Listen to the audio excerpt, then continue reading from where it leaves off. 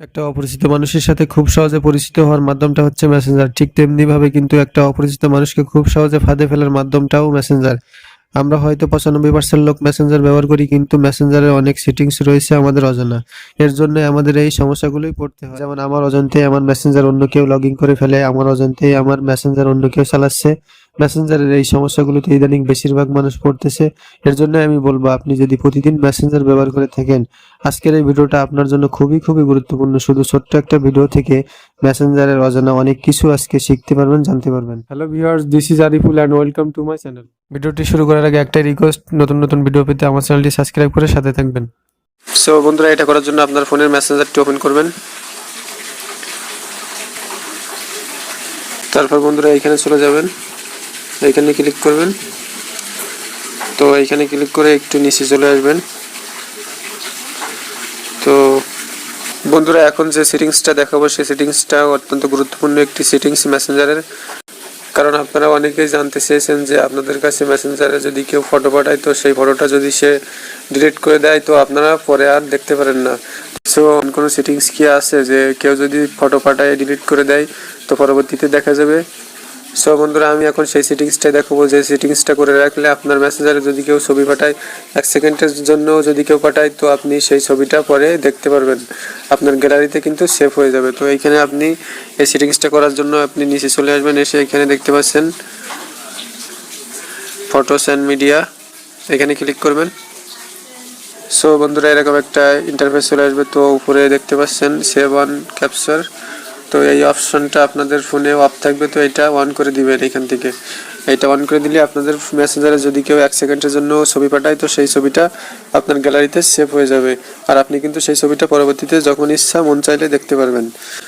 So বন্ধুরা, এটা ছিল প্রথম সেটিংস। তো এখন আমরা দ্বিতীয় সেটিংসটা দেখব। তো এখানে ব্যাক বাটন প্রেস করে ব্যাকে আসবো। সো একটু উপরে যাবেন, উপরে আসার পরে এখানে দেখতে পাচ্ছেন প্রাইভেসি, তো এখানে ক্লিক করবেন। এখানে ক্লিক করার পরে এখানে দ্বিতীয় অপশনটা দেখতে পাচ্ছেন সিক্রেট কনভারসেশনস, তো এখানে ক্লিক করবেন। সো বন্ধুরা, এখানে দেখতে পাচ্ছেন আমার এই মেসেঞ্জারটা কোন কোন ডিভাইসে ইউজ করা হয়েছে সেইগুলো দেখাচ্ছে। তো এইখানে কিন্তু আপনি বুঝতে পারবেন, যদি কেউ আপনার মেসেঞ্জার অন্য কোনো ফোনে চালায় তো সেটা আপনি এখানে দেখলে বুঝতে পারবেন। তো আমার কিন্তু এখন বর্তমানে এই ডিভাইসটাই মেসেঞ্জারটা চলতেছে, বাকিগুলোতে চলতেছে না। সো বন্ধুরা, এখানে যদি আপনাদের ডিভাইস ছাড়া অন্য কোনো ডিভাইসে আপনার মেসেঞ্জারটি ইউজ করা হয়, তাহলে সেই ডিভাইসটা এখান থেকে ডিলিট করে দিবেন। সো বন্ধুরা, ধরুন আমি এই ডিভাইসটা এখান থেকে ডিলিট করে দেব। তো এইখানে জাস্ট এরপরেই ক্লিক করবেন। তারপরে এখানে দেখতে পাচ্ছেন নিচে রিমুভ ডিভাইস, তো এখানে ক্লিক করে দিবেন। তারপরে এখানে রিমুভ। সো বন্ধুরা, এখানে দেখতে পাচ্ছেন আমার ওই ডিভাইসটা কিন্তু চলে গেছে। আর এটা ডিলিট করে দিলে হবে কি, যদি আপনার মেসেঞ্জার অন্য কোনো ডিভাইসে ইউজ করা হয় তাহলে এখান থেকে অবশ্যই ডিলিট করে দিবেন, তাহলে সে আর আপনার মেসেঞ্জার ইউজ করতে পারবে না। সো বন্ধুরা, এটা ছিল দ্বিতীয় সেটিংস। তো আমরা এখন পরের সেটিংসটা দেখব। তো ব্যাকে আসবেন, ব্যাকে আসার পরে এখানে একটু নিচে চলে আসবেন। সো বন্ধুরা, এখন সবচেয়ে গুরুত্বপূর্ণ একটি সেটিংস আমি দেখাবো, কারণ এই সেটিংসটা কিন্তু অনেকেই জানেন না, আর এইটা সবার জন্য খুবই গুরুত্বপূর্ণ একটি সেটিংস। কারণ বন্ধুরা, আমাদের ফোনটা যখন নষ্ট হয়ে যায় বা ফোনে কোনো সমস্যা হয়, তো তখন দেখবেন যে আমাদের ফোনের ইম্পর্টেন্ট নাম্বারগুলো ডিলিট হয়ে যায়। তো এই নাম্বারগুলো ডিলিট হয়ে গেলে আমরা আর যোগাযোগ করতে পারি না। তো বন্ধুরা, আপনাদের ফোনের যে কোনো নাম্বার যদি কখনো ডিলিট হয়ে যায়, সেটা আর খুঁজে পাচ্ছেন না, তো এইখানে আসলে সেই নাম্বারগুলো অবশ্যই পাবেন। তো বন্ধুরা, এটা করার জন্য এইখানে ক্লিক করবেন, ফোন কন্ট্যাক্টস, তারপরে এখানে ম্যানেজ কন্ট্যাক্টস।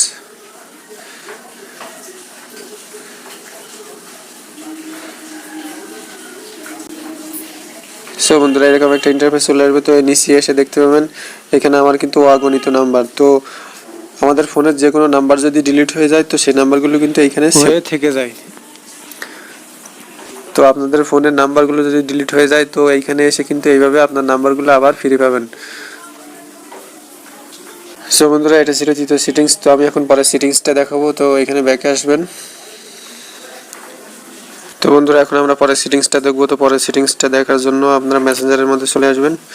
বন্ধুরা, এখন আমি এমন একটি সেটিংস যে সেটিংসটা করলে আপনারা আপনাদের প্রিয়জনের সাথে খুব রোমান্টিকভাবে চ্যাট করতে পারবেন, এসএমএস করতে পারবেন, যে এসএমএসগুলো দেখলে আপনার প্রিয়জন অবাক হয়ে যাবে যে আপনি এইগুলা কিভাবে করলেন। তো চলুন বন্ধুরা দেখি। তো এটা করার জন্য আমি যে কোনো একটা আইডিতে যাব।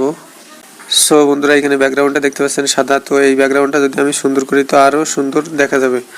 তো এটা করার জন্য আপনি এইখানে ক্লিক করবেন আই বাটনে, তারপরে এইখানে থিমে ক্লিক করবেন। তারপর দেখতে পাচ্ছেন বন্ধুরা এখানে সুন্দর সুন্দর কিন্তু থিম দেওয়া আছে। তো আমি এখান থেকে এইটা সিলেক্ট করলাম। সো বন্ধুরা আপনারা নিজেরাই দেখতে পাচ্ছেন কত সুন্দর কিন্তু দেখা যাচ্ছে এখন। তো এখানে আমি যদি হাই লিখি এখন, তো এটা দেখেন কত সুন্দরভাবে যাচ্ছে। সো বন্ধুরা এখন আমি দেখাবো যে আপনাদের প্রিয়জনের কাছে কীভাবে রোমান্টিকভাবে SMS করবেন। তো সাপোজ এখানে মনে করেন আমি লিখলাম আই লাভ ইউ। তো তারপর বন্ধুরা এইখানে ক্লিক করবেন সার্চ বাটনে। তো এইখানে দেখতে পাচ্ছেন আই লাভ ইউটা কত সুন্দরভাবে আসছে। প্রথমে এটা দেখতে পাচ্ছেন, তারপর এটা, তারপর এটা। তো আমি যদি এইটা দেই জাস্ট এরপরে ক্লিক করবেন। সো বন্ধুরা এখানে দেখতে পাচ্ছেন আমার আই লাভ ইউটা কিন্তু খাম আকারে গেছে। তো সে এটা দেখলে কিন্তু অবাক হয়ে যাবে যে এটা কিভাবে আমি পাঠালাম। সো বন্ধুরা আপনারাও কিন্তু এরকম রোমান্টিক SMS এখান থেকে করতে পারবেন।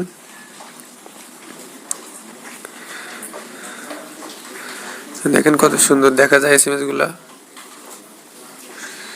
আপনার প্রিয়জন কিন্তু অবাক হয়ে যাবে যে আপনি এগুলো কিভাবে করলেন।